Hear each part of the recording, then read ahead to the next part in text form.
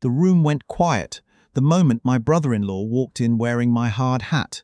Not metaphorically, my actual hard hat. The one with my name written in black marker on the back, because I'd lost it twice on site and my father-in-law told me to label it. I'd been wearing that thing for 19 years, and there it was, sitting on Tad's head like he'd always owned it. My father-in-law cleared his throat. He looked at me for exactly half a second, then looked away. "I've made a decision about the direction of the company," he said. "Effective Monday, Tad will be taking over as site operations manager." That was it. No hallway conversation beforehand. No, "I need to talk to you this afternoon." Nothing. Just a Thursday morning safety meeting with 12 guys standing around a folding table, and my entire career handed to a man who had never once read a soil report. I didn't say anything. I shook Tad's hand. I walked back to my trailer and sat down in my chair and looked at the wall for a long time. I want to tell you I saw it coming. I didn't. Not really. I'd worked for Beaumont and Sons Construction since I was 31 years old.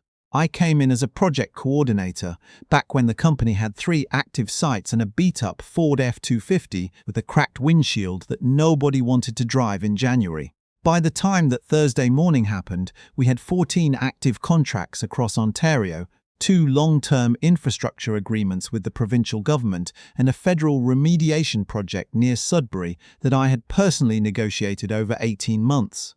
My father-in-law, Frank, built the company. I respected that. He'd started it with his brother in the 90s, bought out the brother after a falling out I was never given the full story on, and spent 20 years grinding through the Toronto area construction market. He knew concrete. He knew how to read a crew. He did not know how to manage a government contract, how to navigate environmental compliance reviews, or how to talk to a procurement officer in Ottawa. That was me. I married his daughter, Renee, in 2011. We'd been together since 2008. She was the one who first introduced me to Frank at a backyard barbecue in Mississauga. And when I told him what I did for work, I was project managing small commercial builds at the time. His eyes lit up in that way that either means genuine interest or the beginning of a sales pitch. With Frank, it was usually both. 6 months later, I was working for him. Renee was not entirely sure this was a good idea. She said, "My dad is a good man, but he's also my dad, and I've known him a lot longer than you have." I thought she was being protective. She was being accurate. The first 10 years were good, more than good. I was building something real. I hired 3 project managers, 2 estimators, a full-time safety coordinator. I restructured how we bid on public sector work.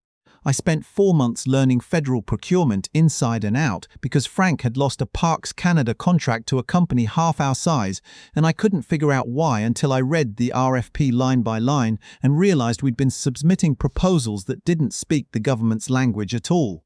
After that, we won. Consistently. The Sudbury remediation project alone was worth $4.2 million over 3 years. I had the relationship with the project lead at Infrastructure Canada.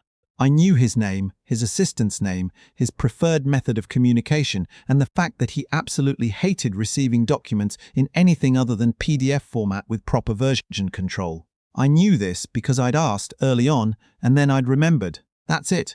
That's the whole secret. You pay attention and you remember. Tad had joined the company 5 years earlier.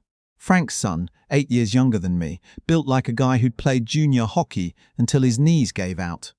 He was not incompetent exactly. He could run a residential site fine. He was good with the trades, good at getting guys to show up on time, decent at keeping a project on schedule when nothing unexpected happened.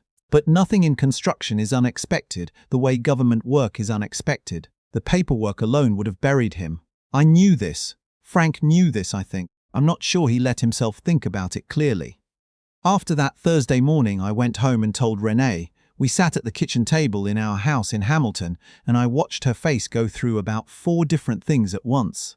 "He didn't tell you beforehand," she said. "Not a word." She was quiet for a moment. "I'm sorry," she said. "That was wrong." She didn't call her father that night. She didn't defend him or explain him or ask me to consider his perspective. She just sat with me, and then she made dinner, and then we talked about what came next. That was the moment I understood, clearly and without any remaining doubt, that I had married the right person. What came next was that I went to the office on Friday and I did my job.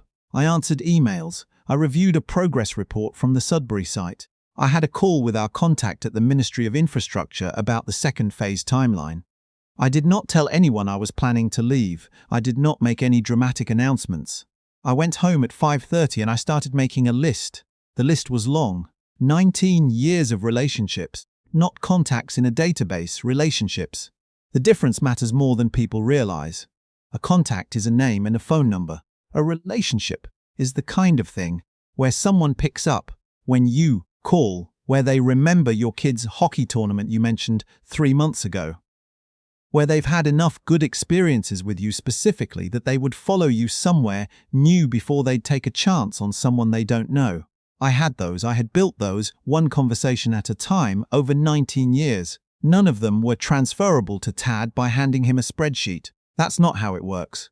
I also had something more concrete. When we'd set up the federal contracts, Frank had insisted on keeping costs lean. He didn't want to hire a dedicated contracts manager, didn't want the overhead. So the federal agreements, all 4 of them at that point, were registered under a subsidiary we'd created specifically for government work. A numbered company, federally incorporated, that I had set up at Frank's request in 2019. I was listed as the director. I was listed as the signing officer. Frank had never asked me to update those registrations. It hadn't come up. I'm not going to pretend I didn't think about this. I thought about it very carefully over that weekend. I thought about whether it was the right thing to do, whether I was crossing a line, whether I owed Frank something different because of the years we'd worked together. I thought about the Thursday morning meeting. I thought about the hard hat. Then I called my wife. She was in the same house, so I walked into the living room and told her what I was thinking. "The subsidiary," she said. "Yes." She looked at me for a long time. "Is it legal?" I spoke to a lawyer Saturday morning. "Yes." She nodded slowly. "Then do what you need to do." I gave my resignation 2 weeks later. Standard professional notice. I thanked Frank for the opportunity. I told him I'd be happy to help with the transition. He looked surprised, which surprised me. I genuinely wasn't sure whether he thought I would stay or whether he just hadn't thought about it either way. Tad shook my hand. He seemed relieved, actually. I don't think he entirely wanted the job. I think Frank wanted him to want it, and Tad had trouble saying no to his father, and so there we were. I spent those 2 weeks doing something very specific. I called every client I had a personal relationship with, every government contact, every procurement officer I'd worked with over the years. I didn't say anything negative about Beaumont and Sons. I didn't poison any wells. I simply introduced myself as someone who would be moving on, thanked them for the working relationship, and let them know I'd be setting up my own operation and would love to stay in touch. Most of them asked for my new contact information before I'd finished the sentence. My contact at Infrastructure Canada, the one in Ottawa who hated improperly formatted documents, said, and I wrote this down because I wanted to remember it exactly. "Honestly, I was wondering when you were going to do this. We've been working with you, not with Beaumont's. You know that, right?" I hadn't let myself know that, not fully. It's different when someone says it out loud. On my last Friday, I went into the office for half a day, signed off on a few outstanding items, and said my goodbabsel to the guys on the team. Some of them had worked with me for over a decade. Few of them pulled me aside quietly and asked where I was landing, and 2 of them, my senior estimator and my safety coordinator, told me they'd be in touch soon. They were. Both of them followed me within 60 days. Here's the part I didn't fully anticipate. The subsidiary. Because the federal contracts were registered under the subsidiary, and because I was the director and signing officer, the legal reality was that those contracts belonged to the entity, not to Beaumont and Sons Construction directly. My lawyer confirmed this. The contracts could be novated, transferred to a new entity I controlled, with the agreement of the federal clients. Because I had the relationships, because people in those offices knew me and trusted me and had no particular loyalty to a company name they'd never dealt with directly, every single federal client agreed to the novation, everyone. I incorporated a new company. Took me 3 weeks. I called it Alderton Infrastructure Partners. Alderton is my mother's maiden name, and I wanted something that felt like mine, fully mine, in a way that Beaumont and Sons never quite had been. I signed the lease on a small office space in Burlington, bought second-hand furniture, and started working. The Sudbury project transferred over in April. The 2 smaller federal remediation contracts followed in May and June. My senior estimator started the first week of May. My safety coordinator came on June 1st. By the end of that summer, I had 6 employees, 3 active government contracts, and a pipeline that made me less anxious than I'd felt in years. I heard things through the industry the way you do. Construction in Ontario is not a large world, people talk. What I heard was that the transfer of the federal contracts had caught Frank completely off guard. He'd apparently assumed the contracts were asset of the operating company and would simply carry on. His lawyer had to explain to him what a subsidiary was, or at least what this particular subsidiary meant in practice. I don't know the details of that conversation, and I don't need to. Tad, from what I understood, was struggling. The federal compliance work was eating him alive. They'd missed a reporting deadline on a provincial agreement. Not one of mine. One Frank had managed himself for years, and it had triggered a review. They were also suddenly short 2 key people, which meant Frank was back on site, trying to manage things he hadn't managed directly in over a decade. Renee heard from her mother occasionally. Her mother didn't take sides exactly, but she made it clear that things were difficult, that Frank was stressed, that he'd said at some point something about not having realized how much I'd been handling. That word, handling, 19 years of handling. I don't carry anger about it the way I might have when I was younger. What I carry instead is a kind of clarity, the kind you only get when something falls apart in a way that forces you to see it honestly. Frank had built something real, and then he had confused loyalty with blood, and those are not the same thing. They never are. What I want to say to anyone who's been in that room, the one where the decision gets made without you, where you realize the ground you thought was solid was always conditional, is this. Pay attention to what you've actually built. Not what's on the org chart.